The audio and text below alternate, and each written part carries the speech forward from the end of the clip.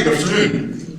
How are you? So one more session and we end today's day. So we're on the second day of the awesome Cali conference. My name is Ricardo Mardales and I'm Assistant Director of IT at the University of Connecticut School of Law.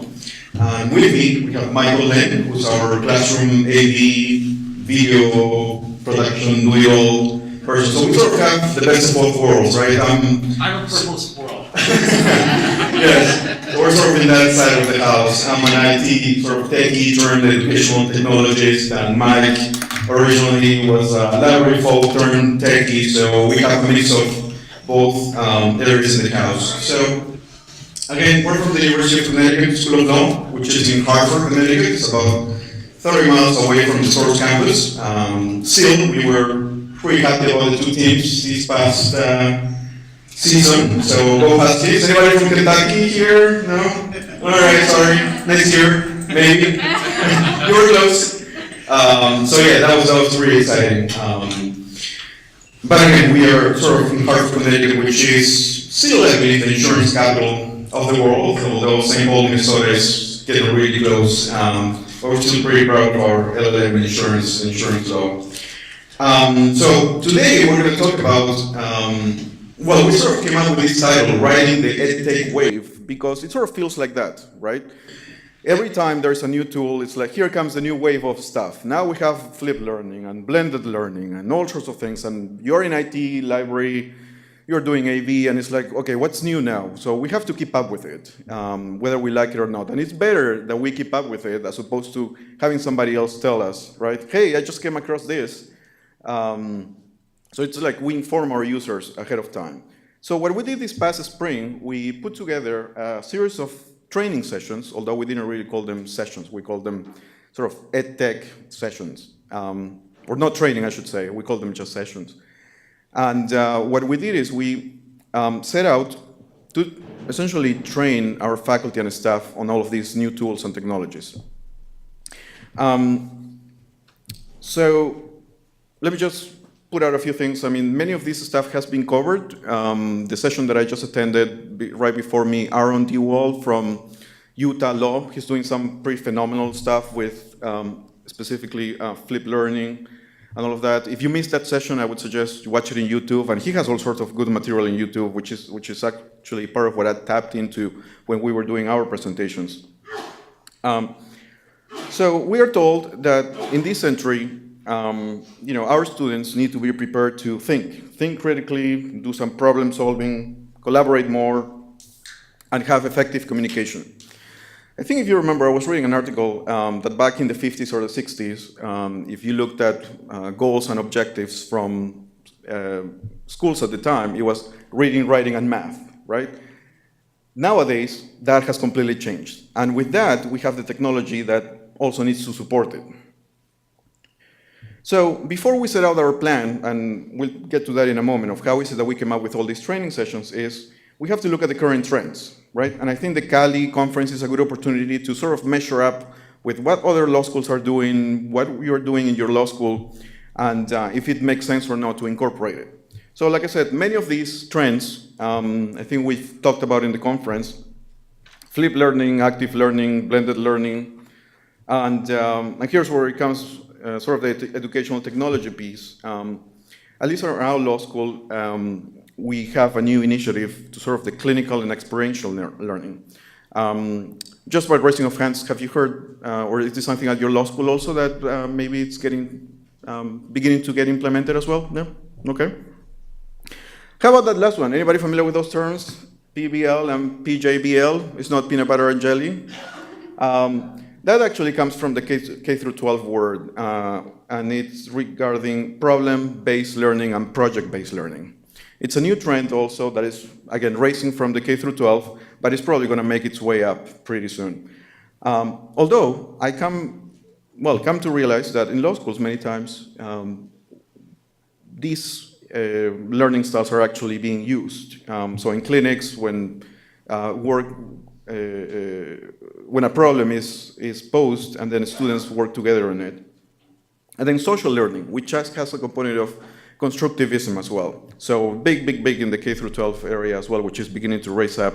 It essentially goes along the lines of students gather their own learning, right? They are the ones who, it's no longer the teachers teaching, but it's more the student who is out there doing the research and finding many of those things on their own.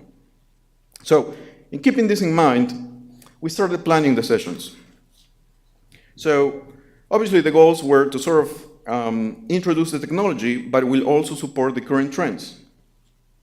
In terms of scheduling, we went ahead, and I'm pretty sure that most of us here have the faculty meetings. In our case, the faculty meetings are on Fridays. We have faculty workshops on Wednesdays, so those were sort of two no-no days. We went ahead with Monday. So we set out the schedule, and we presented every Monday at 12, same place, same time, same date. So it sort of spread the word out. Everybody knew that Monday was sort of Tech Monday. We wanted to do Tech Tuesdays, but unfortunately there was something else for the faculty on Tuesdays. But everybody knew in passing, hey, Ricardo, I'm going to see you Monday, or hey, Mike, what are you doing this coming Monday? So Monday became the buzzword. So once we had the schedule worked out, then we moved to the materials. As you know, there's a lot of stuff online, right? There's YouTube, there's plenty of it. And one of the biggest things for us in the past when we had to do training was coming up with the materials, coming up with the screenshots and the arrows and the thinking, pointing. You go look it up online, and what we did is we came up with a compilation of the best resources online. And that was our handout, essentially. But we did some follow-up on those as well. So we didn't just put anything. We actually printed those out, and then we came up with a 20-page where we had all the material collected as well, and we're beginning to build our website, so it's going to be a little more formal as well. Partnerships. This is one that I think came out during Michelle Pistone's first session yesterday. It sort of tried to get a sense of what faculty's interest is and try to sort of pinpoint who's the more, where's the willingness to do some of this work, right? So that's sort of how we started spreading out the news. We were very lucky that we had two faculty members, one of them sort of in the senior faculty side, who's a techie. He's a Mac user and he loves computers. And then we have one of the junior faculty members who's also a techie. And the two of them, we got together with the two of them, and we were able to sort of spread the news little by little. They were very interested, especially in flip learning, but they were a little put off on the amount of work that it had to be done, right? Creating the videos and the presentation and all of that. So we told them, well, sort of, if you help us, gather some interest, then maybe eventually we'll also be able to help with some of the video production. I'll talk about partnerships in a little while, but the key thing was for us that we were very lucky to get some buy-in from faculty right off the bat. And then after each session, we post feedback. We made a survey available to them, and we also did follow-up. What we suggested is after each week, after we presented each Monday, we told everybody, hey, go try it now, try before, you have the rest of the week to try out the new technology. And we're not going to quiz you next Monday, but next Monday will be an opportunity for you to let us know. And then many of them went back, tried it, and sent us a note and say, hey, Ricardo, what do you think I'm doing wrong, or things like that. So the key thing there is that you go try the technology or the thing that they just learned right away. So keeping in mind, like I said, the current trends, this is pretty much the sessions that we came up with. I think it goes, like I said, more in line with the trends that we're seeing in educational technology. So we want to make sure that everybody had a baseline for sort of what's out there for presentation and in screencast tools, which sort of led us to use simple tools to begin the flip learning process, or coming up with the content for flip learning. Then we moved on to go over the classroom feedback response tools, course management tools. We're going to go over some of these in a little bit. But just wanted to show you quickly that in the case of each one of these subjects, we had a session for each one of them, or maybe more, like in the case of PowerPoint. So, sure, PowerPoint is a source of joke for everybody, but if we wanted to start with a baseline, we had to start with PowerPoint. And we did make 3 sessions of PowerPoint of different levels. So we started with a beginner, medium, and advanced. And we chose it as the tool to use to sort of get things going in terms of flipped learning. Again, if you just were at Aaron DeWall's session, the key thing that the PowerPoint does is that it has the visual, and you can also incorporate the audio pieces to it, right? So we did 3 sessions in PowerPoint. Overall, they went well. The thing to keep in mind is that in our case, we're a Dell shop, and for the most part, we get desktops. So many times, desktops do not come with webcams or microphones. So we had to sort of take that into consideration and budget for that in. So nowadays, you can get a decent webcam for about $30 or $40, but just something to consider. The other thing that we also thought about is coming up with certain PowerPoint templates. So these are predefined templates, and this is one of them, as a matter of fact.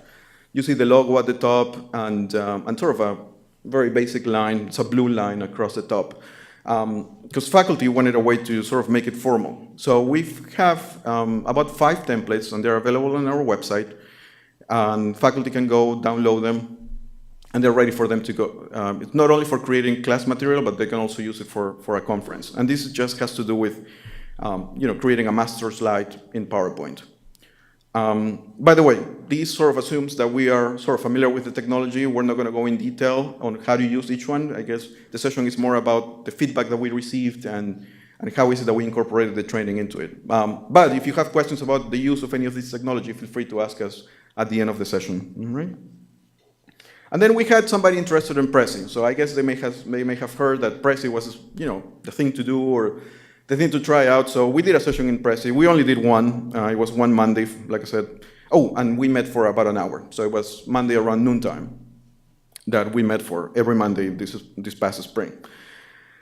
So Prezi, it was interesting to many of them at first. Some of them had seen it for the first time, and the initial reaction was that, well, forget it, that's way too much content just being thrown to you, right? There's dynamic, it's not linear. Some people are just happy with the linear piece, but others really embraced it. So the thing about Prezi, that one of our faculty who's more attuned with sort of technology with ADA compliance, is that it's actually not ADA compliant. It doesn't really comply with screen readers.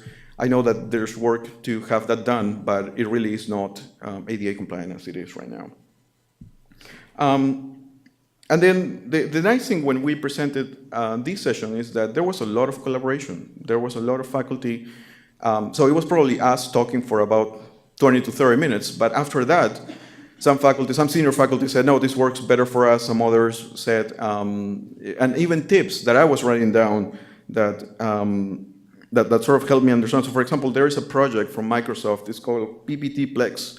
So it was right after Prezi came out that was in hopes to incorporate sort of that dynamic.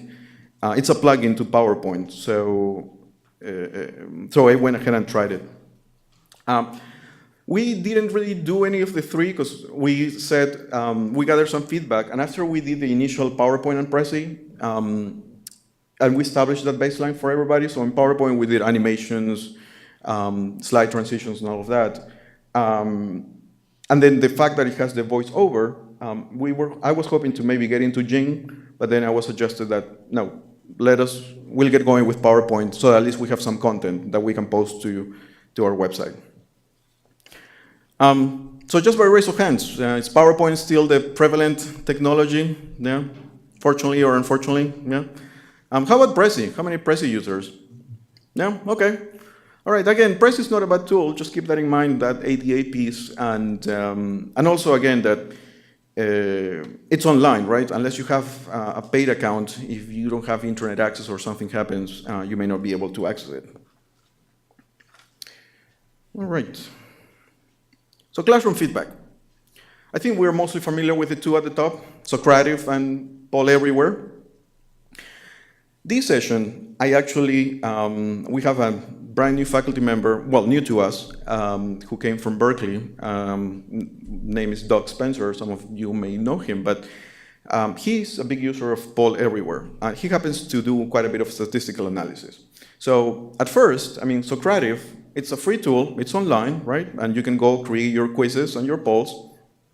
But what he was telling me is that Socrative doesn't really do well with data analysis later.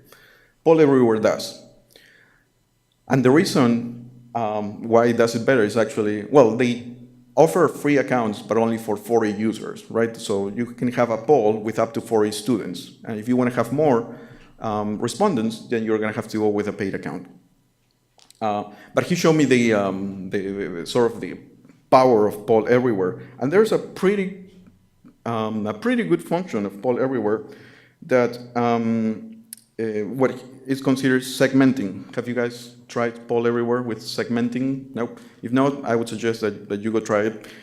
But it essentially builds on the previous knowledge or on the previous answers. And then you can segment them if, let's say, you enter some demographics about yourself, so you're male, female, age range, and all of that. And then he poses questions about what do you think about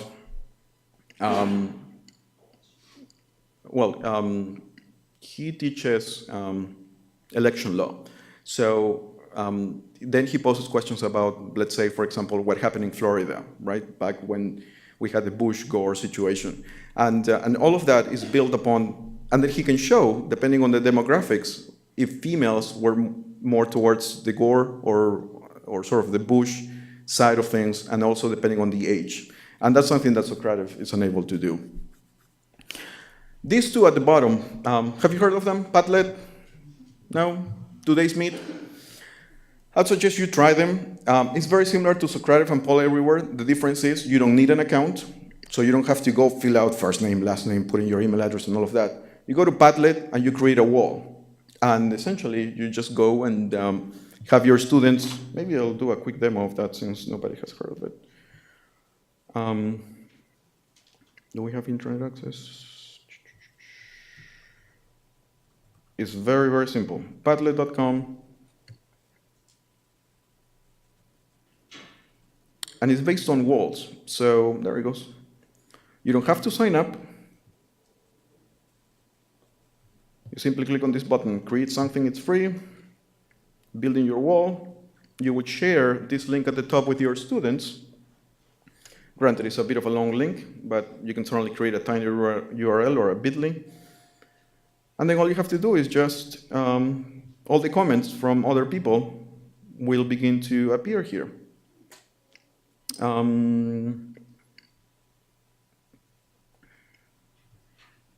you have to do is just click on that wall here and then start typing.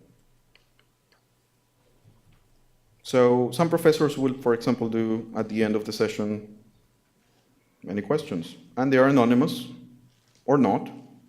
And you can save this wall at the end if you want to, or and take it with you, or if there's time towards the end of the class, you can certainly address the questions. So again, quick, simple way of getting some feedback at the end of the class, right? All right, go back to this. And today's Meet is pretty similar as well.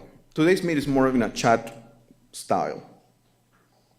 So those two were sort of newer tools that we incorporated as well. Course management tools. So we're at Westlaw Twen School, at the law school at least. We do have Blackboard at the main campus, but Blackboard, I don't know, well, by raising of hands, who Blackboard users, yeah? How about Moodle users? Some Moodle, okay. Have you heard of Edmodo? Okay, it is a K through 12 tool, but it really beats the other three. If you go try them, you'll really get a kick out of it. The amount of different modules and features. So we introduced it in case somebody was willing to give it a shot. Unfortunately, we didn't gather that much interest, but we're going to revisit it on the fall. But I think the CMS tools are not really utilized as much. So for this session, we actually brought in the Westlaw rep, and we had them do the training. They are the ones who are, well, we're the ones who support Twen on a day-to-day basis, but we brought the expert, and she's the one who presented on Westlaw, Twen. And like I said, Blackboard, we have it at the main campus at stores. We don't use it at the law school. Just that the interface, it's a little, there's, I think, some room for growth, to say the least. Not sure how well developed your Blackboard is, but at least ours, I think one of the main reasons is we stay with Twain is that it appeals better to the users for now. Then we had another session on blogs and wikis. And the big one here is, well, I think we all know what blogs and wikis are, but how is it that we can use it during class or for assignments? Blogs and wikis are essentially one way, right? You go post on your blog, and sure, you can open up comments, but it's essentially you who have the word or the final say, right, in your blog. Wikis is a bit more collaborative, right? So an assignment that we had suggested was, and Wikispaces is actually my favorite over Wikipedia, in terms of creating wikis. We have a professor who was given an assignment to go create a Wikipedia article, but then they had to wait for it to be approved, and it was a bit of a time lag there. Wikispaces, though, it's approved within for your peers, so for the people who have access to your wiki. So we suggested that instead. So we presented on this, and then we suggested the use of Wikispaces. For the most part, it's free, and you can certainly keep it contained to a specific group. So only those students in the class will have access, and then you could see the collaboration. So one of the assignments was create an article on topic X, and all of you have to agree on that. All of you have to agree on the content that is going to be displayed on the final Wikispace page. And then we had another session on Google Apps for Education. How many universities here do we have Google Apps for Education? Yeah, all right, see. Good. I guess the big thing with Google Apps for Education that at least our faculty and, well, at the law school didn't quite understand is that Google, when they make these agreements with universities, they will sort of say that they are not going to mine the data, right? Like, if it's a public service, like you have your own Gmail accounts and your own Google Drive accounts for personal use, Google has, sort of reserves the right to mine your data, and right, that's why you see the advertisement in Gmail and all of those things. But when you use your Google Apps for Education account, that data, it's not going to be mined and it's not going to be used for other purposes, right? Is that, yeah? Did you just follow that whole court case stuff that was just going on? They couldn't. No, they didn't. Oh, wow. No, I didn't. Okay. Because they didn't actually have the ability to shut off the mining in the education account, so now they're not mining any accounts, was how it all ended up. Okay. Just in this past month, there's been a whole lot of controversy. So all of that time that they told us when we signed those contracts, we weren't mining that data. They were actually doing it. They were actually doing it. Thank you. All right. So now they're not. So now it's really... Now everybody has the luxury of not having it. Of not having it, because they couldn't figure it out how to separate them. Okay. Education versus the business versus the... Okay. Thank you. When we did this session, the one that really came up top is Google Drive.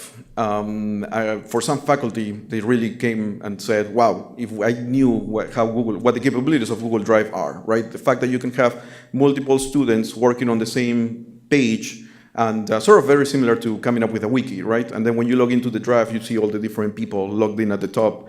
And also you can keep track of all the revisions that the students make, sort of on the side if you have played with it. If you haven't, I would strongly encourage you to try that.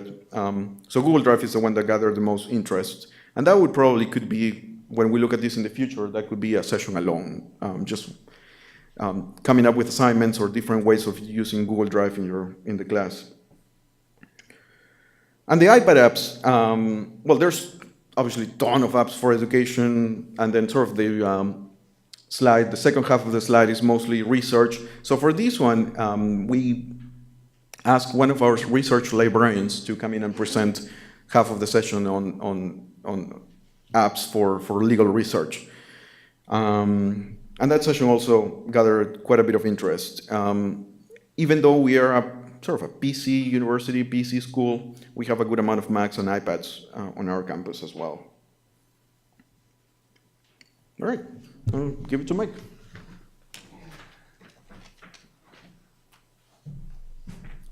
Hello, everybody. It's time for the touchy-feely part of the presentation. So now that you have all of these great things and you have all of this new technology that you're spilling out onto your faculty and your staff members, how do you get all that stuff to work? And how do you get those people to use all of that stuff that you're giving them the ability to use and let them use it with confidence and let them feel like they're able to do something new and step out of their comfort zone and actually engage with students in ways that they never thought about before. So one of the ways that we did this, at least at UConn, having such a small IT department and having a small amount of help desk staff, or I at least, wanted to look into a way of stopping fires before they happened. So the less time that we spent putting out fires and the more time we spent preventing situations that could become a fire in the future, the more time we could devote to looking towards the future and developing more of our goals and pushing things forward and riding that tech wave.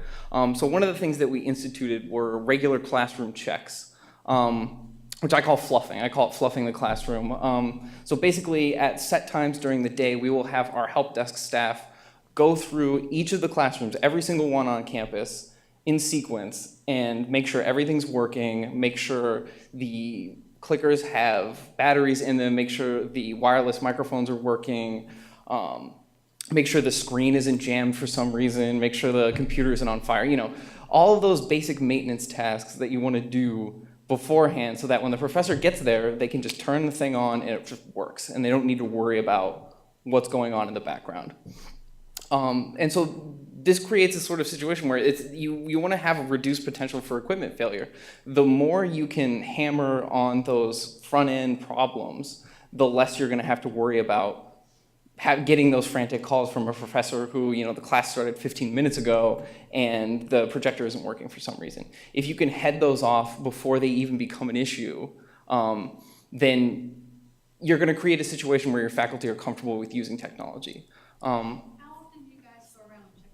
Right now we do them twice a day. And so I had to sit down and figure out sort of when the times were for the classes and figured that sometime a little bit after noon is when most of the morning sessions were over, and then in the evening after the afternoon classes. So I figured you could catch most of the morning classes in the evening before, and you could catch all of the afternoon classes in that afternoon session right beforehand.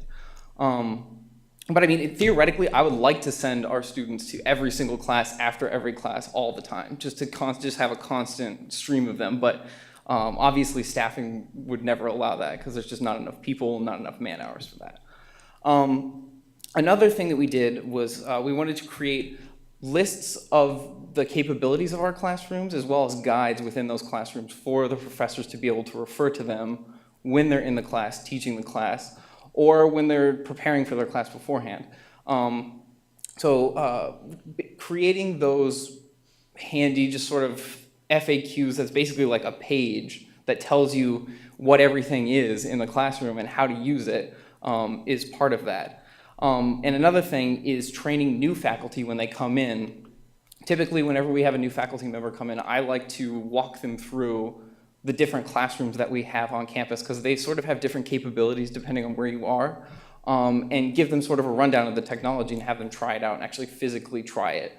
I'll get into sort of the customer service-y, different learning styles aspect at the end of this, and I'll touch on how you approach different people's learning styles and different ways of people engaging with technology and trying it out. All right, so one of the things that we do is we have lecture capture systems in most of our classrooms. The main one that we use is Panopto. Have any of you heard of Panopto, or do you use it at all in your? Yeah, so Panopto, it's a video-based lecture capture system that it has a lot. I really like using it because the back end of it is very easy to manage from my standpoint as an IT person. And it's really easy for users to sort of pick up and use once they get the hang of it.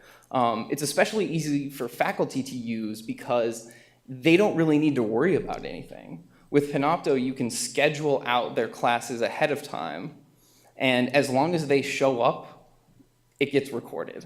So faculty they really liked that because they didn't have to worry about anything. They could just walk into the class, teach their class, Panopto records it, and it gets automatically uploaded to a folder that's specific to their class.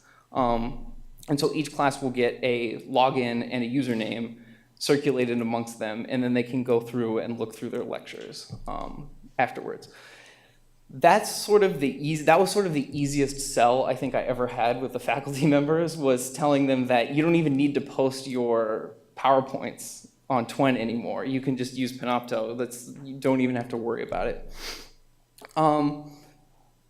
Part of using a lecture capture system that requires so little user input, though, is the fact that you do have to maintain regular maintenance to combat issues that may come up. Because they're not interacting with it on a one-to-one basis, they might not realize problems that are there before they crop up. And so when you do engage in something like that that's a little more automated, you do have to take on a little bit more responsibility as an administrator for that particular equipment.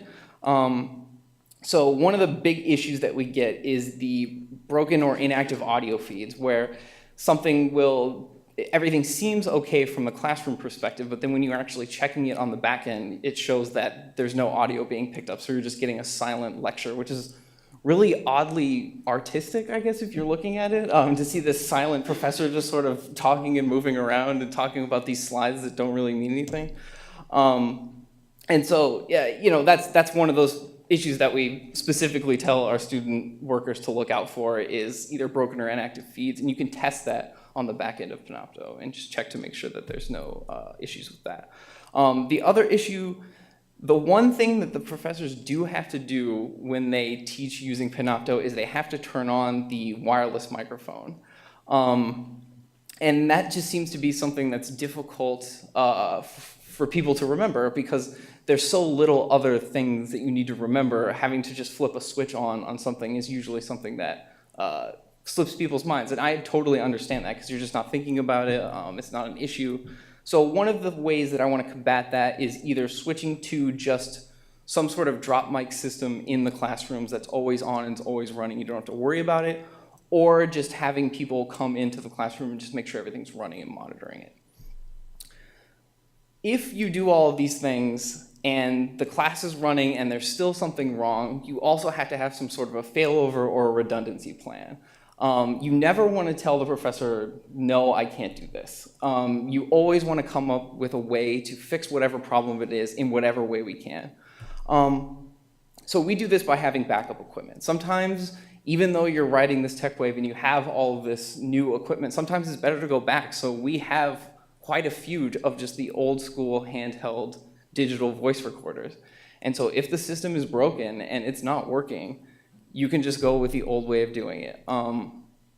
That's the thing, is you never want to come from a place of, well, the system is broken, so you just have to deal with it. You never want to tell them no. You always want to come with yes first, and then ease them into the but part of it.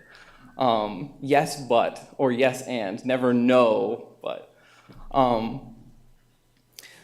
Another thing that we support at the law school are AV editing tools, and Ricardo sort of touched on that. We did a session on supporting Windows Movie Maker and teaching faculty how to film themselves doing things, possibly creating mock trial scenarios or mock scenarios. One of the things that I've helped out with a certain professor who works in our tax law clinic is filming case scenarios for her to present on. And so her and a couple of her colleagues and some volunteers came in and acted out scenarios, typical scenarios that would happen in a tax clinic. And they use those as teaching tools to say, this is what you're supposed to do and this is what you're not supposed to do. Also, Panopto has a back-end editing suite to it. You can see here, it's kind of small, but there's a little, you can see the picture there. So you can actually edit the timeline and add in notes and take out pieces of the presentation if you'd like. The biggest thing I think also that some more and more of our professors are getting into is using Panopto as a review tool. So Panopto also has the ability to live broadcast a session as well as record it. So towards the end of the year, a lot of our professors will like to record a session and live broadcast it for their students in case they can't go to a review session. And in fact, one of our professors even recorded a session from his home to be used later, so that I think it happened on Father's Day weekend, so he wanted to not make his students watch or come in on Father's Day. So he just recorded it on his own and presented it to them that way. Do you know if there's a Mac and PC? Yep, it's compatible with Mac and PC, and you can even record with Panopto on an iPad.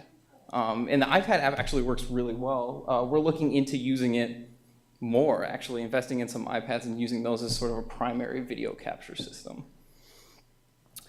Another thing that we do at the law school, Ricardo touched on it, is being sort of the insurance law center of the world, I guess. I don't know, maybe not. We also support a lot of external students and distance learning students coming in to take a series of insurance law courses offered by our Insurance Law Center.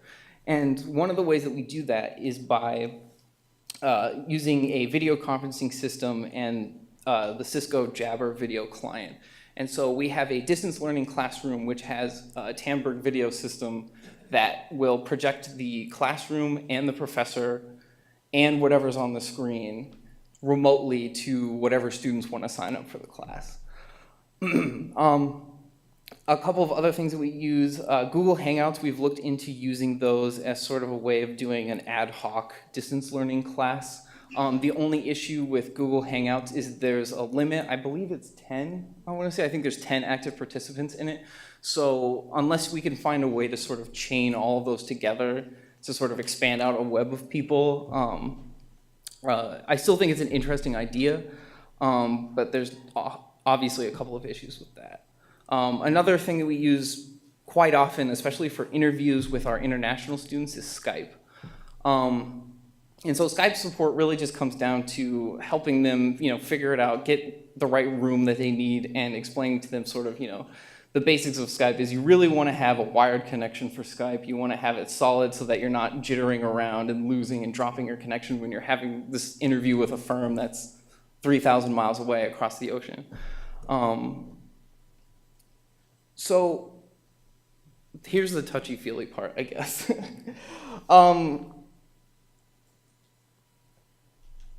Since we can't have, I really like the topic of the keynote speaker today, but I was kind of upset because she sort of took all the stuff that I was going to talk about. Hopefully, is she here? I don't know.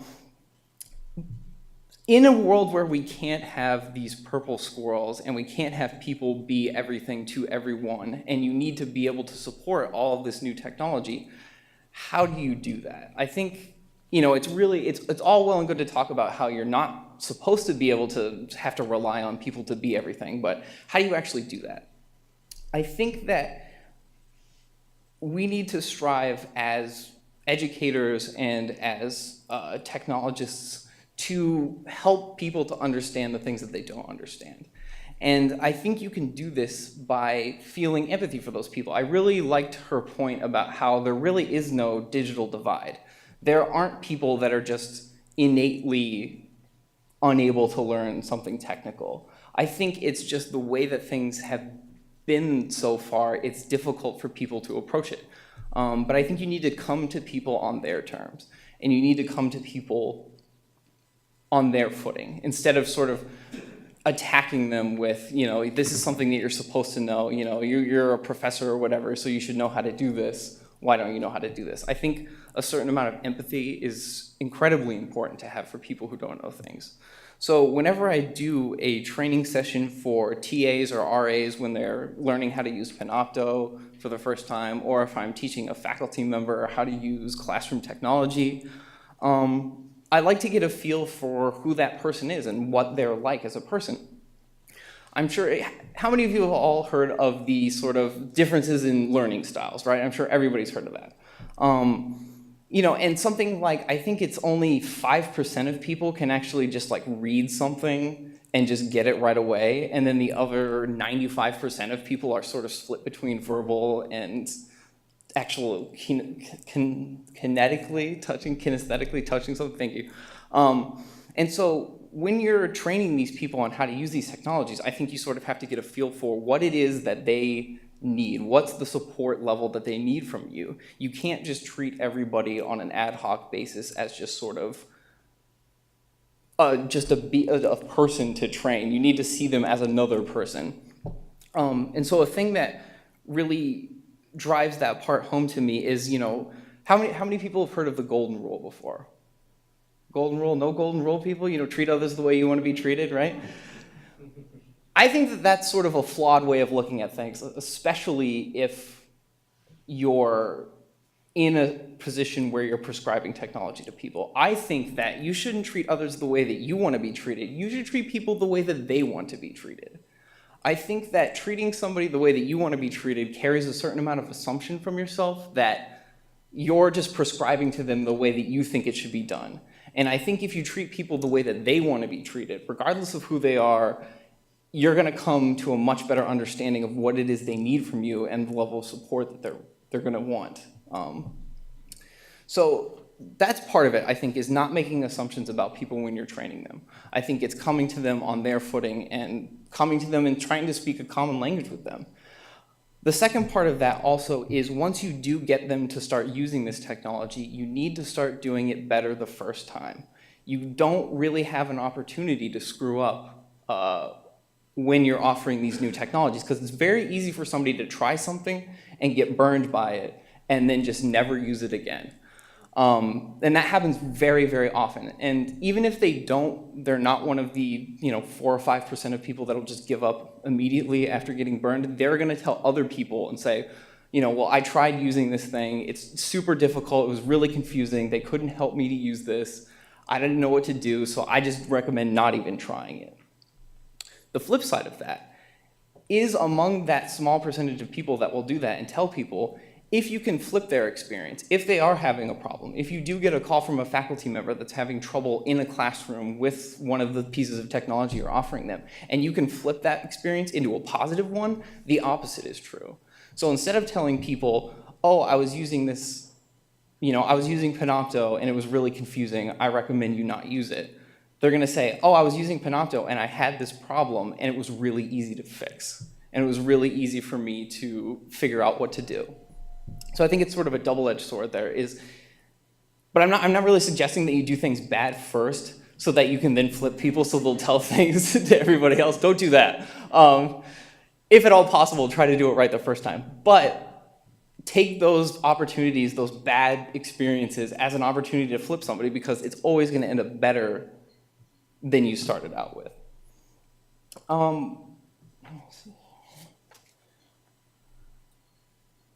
The other thing is you need to, I agree with Dorothea about the lack of a purple squirrel.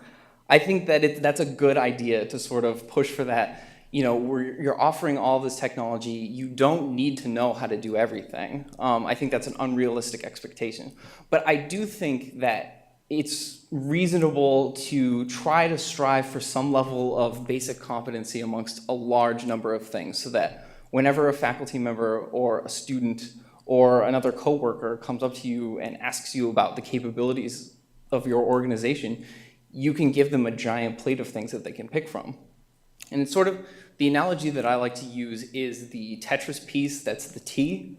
You want to sort of have a broad top part, so you have a broad knowledge of a lot of things, and then you can also fill in deeply into sections to fill out spots where people might have gaps.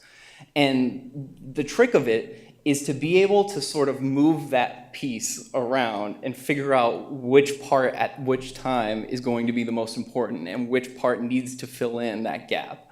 So I think that's how you can avoid sort of the purple squirrel syndrome, is it's not that you're all things all the time, all at once. It's that you sort of maintain a working knowledge of all of these things that you're supporting. And as the needs of the faculty change, as people leave, as staff members change, as the culture of the university changes, you can alter your perception of technology and shift over into these things while sort of keeping an awareness, a global awareness of all of the other things that you're supporting. Don't just sort of burn the bridge behind you. You're like, we're done with PowerPoint forever. We're never going to go back to it. Sort of keep a working knowledge of these things, because down the road you might meet somebody who is starting from that point, and you can bring them up using that common knowledge. So basically, I think the main idea is when you're supporting these, you need to be flexible. You can't have a prescribed idea of what it is that you're going to do. We're going to offer Prezi, and this is the type of support that we're going to use for our faculty and staff. I think you need to have that open sort of empathetic mindset towards people, and I think you need to have a dialogue with them and figure out what it is that they really want. Going back to the golden rule idea, it's really easy for us to make assumptions about people and answer a question that was never asked. I think if any of us have ever worked, if your job requires you to sort of interact with staff or the public, you ever get those sort of routine questions day in and day out? Does that happen where it's just sort of the same thing? Well, sometimes those people who seem to be asking a question that you think you know the answer to, that's not actually the question that they're asking.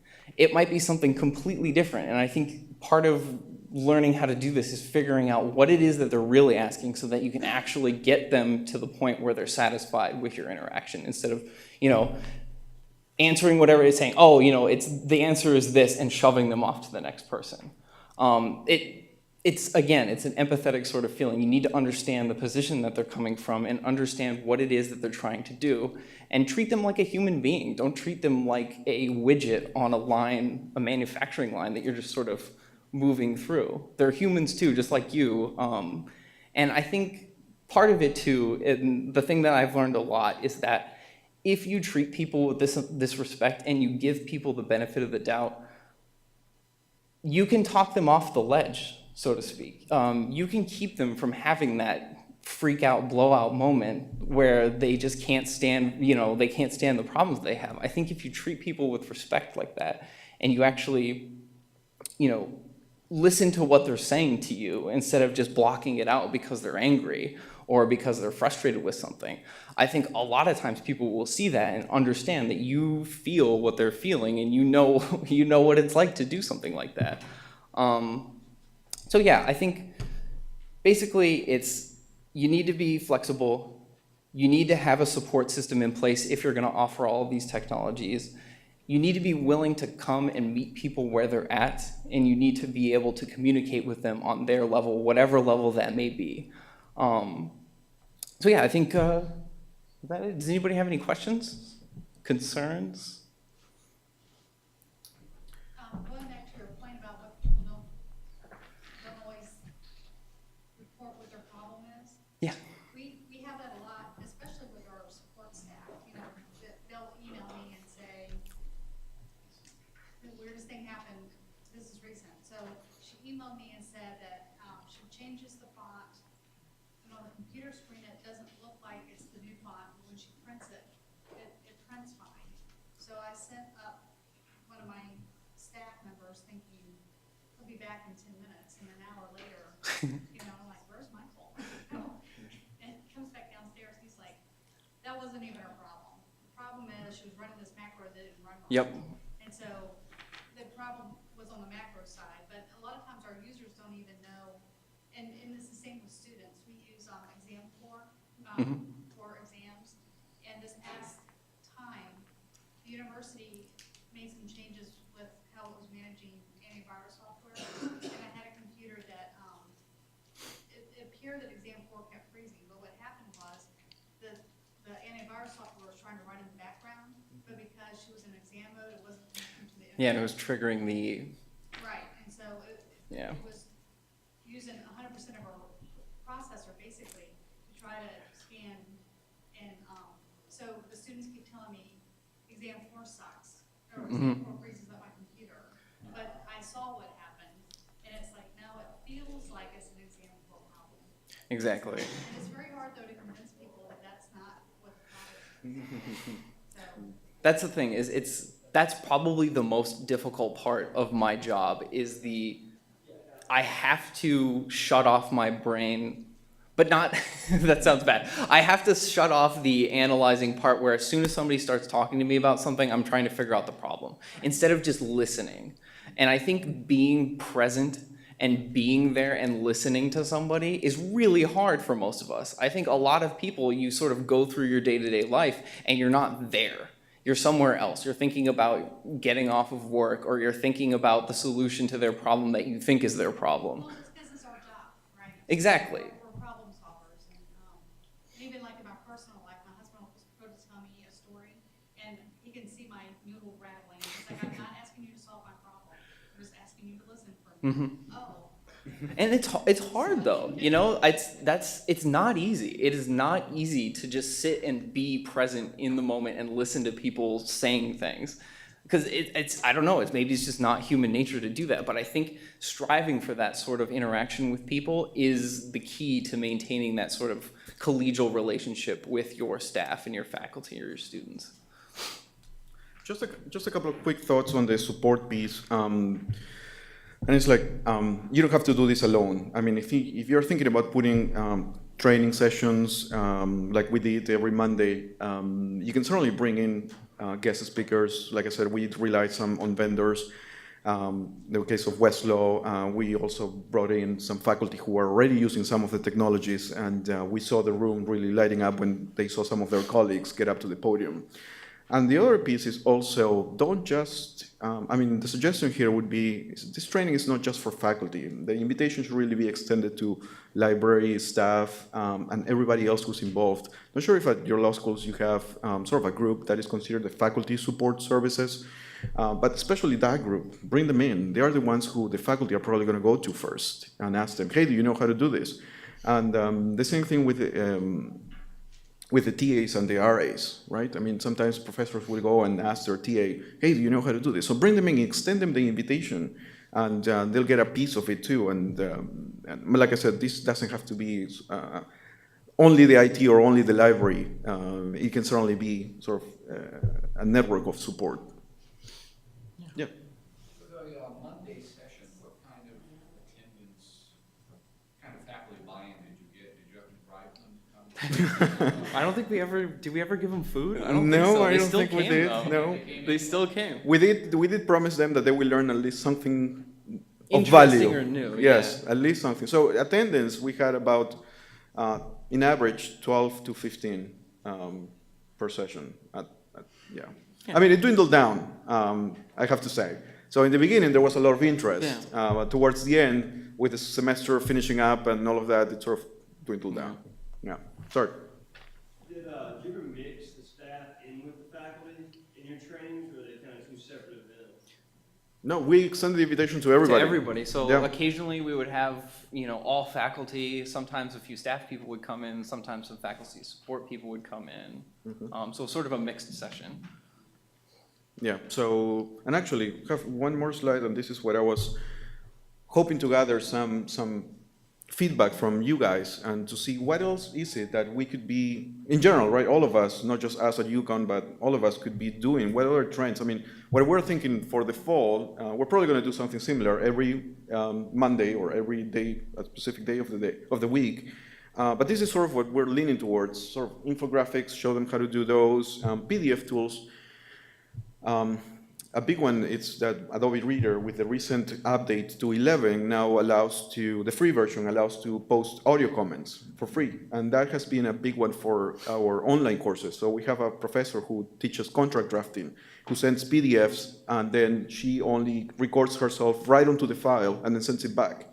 So there are many tools that are new in PDF that are for free, so you don't even need the full version anymore. And then e-portfolios. But is there something else that interests? Yes? I've always wondered if it would be interesting to open up this software platform called LibGuides to the LibGuides, yeah. faculty. I mean, librarians create guides all the time, post them in LibGuides. They're heavily used by students, faculty. But if you have the faculty listening to you while you're presenting on technology, I would pose to them, why don't you guys create a guide? You're the expert. You created a templates for PowerPoint, and that's pretty much what you do with LibGuide. You can create this template, and they just go in, fill in all the information. all the content, right? I'm sure librarians or IT could help to make it pretty or something, but I would suggest asking the faculty to create some LibGuides. LibGuides. Thank you. Yep. We do have LibGuides, so That'd be easy to do. yeah. We've got a problem with, so we started doing something this past year, I called it technology tastings. Okay. And we did bribe them with food and even wine. How did that work? Oh, wow. Was it good? Wine too. And, fruit and cheese and cookie or something, and it was like a Friday afternoon, and again, finding a sweet time is so difficult.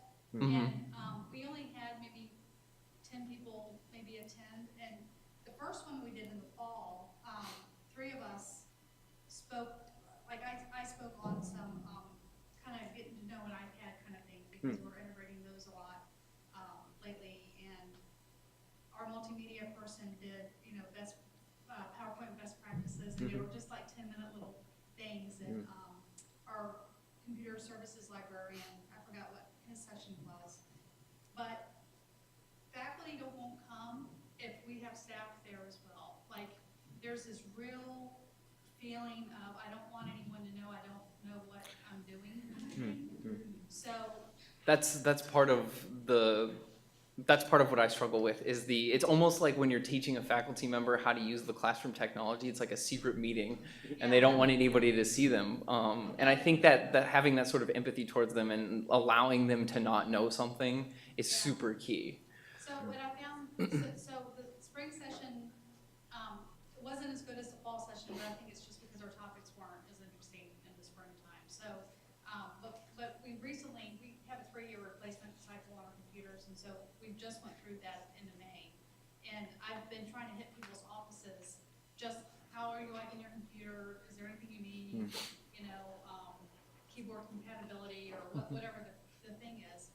And that's been remarkable to me because there's not been a lot of like questions. There's been very unique questions from different individuals. And so it tells me what I need to do, either me or one of my staff people that works my computer help desk. We need to make a real effort to literally get out in the hallways. And I'd really rather not, frankly. I really like the office and I sit there and I do what I do. And if I go in the hallway to do, like if I go to someone's office, I know I'm going to be grabbed. If I'm seen, it's all over. But so as a technologist, I need to get past that in my head and start doing what you're talking about and just sitting and listening to what people have to say. Well, That's kind of the very fact that we actually go out and faculty know us personally sometimes, it actually has helped us because they are the ones who are telling us, yeah, I'll see you Monday. Or we tell them, hey, don't forget Monday. So we have that personal effect that I think it makes them remember. And if they don't show up, if they don't show up, we've been recording a few and we've been posting some of them as well. But I think getting out there is super important. I try to do that as much as possible. It's hard, but and it's sometimes it's inconvenient, because a situation that can be solved by talking to somebody over the phone or sending them an email.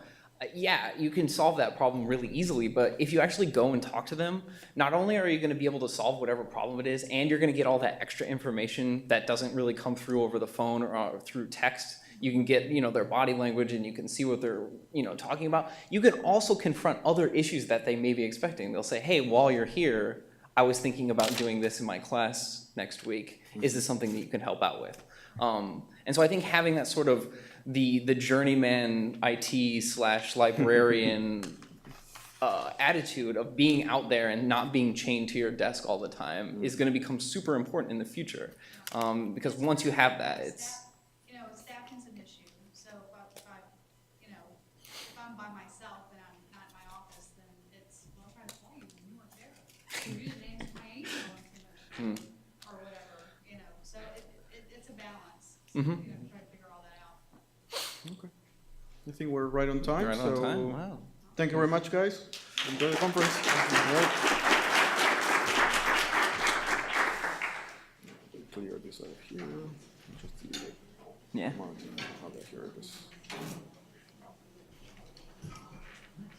All right.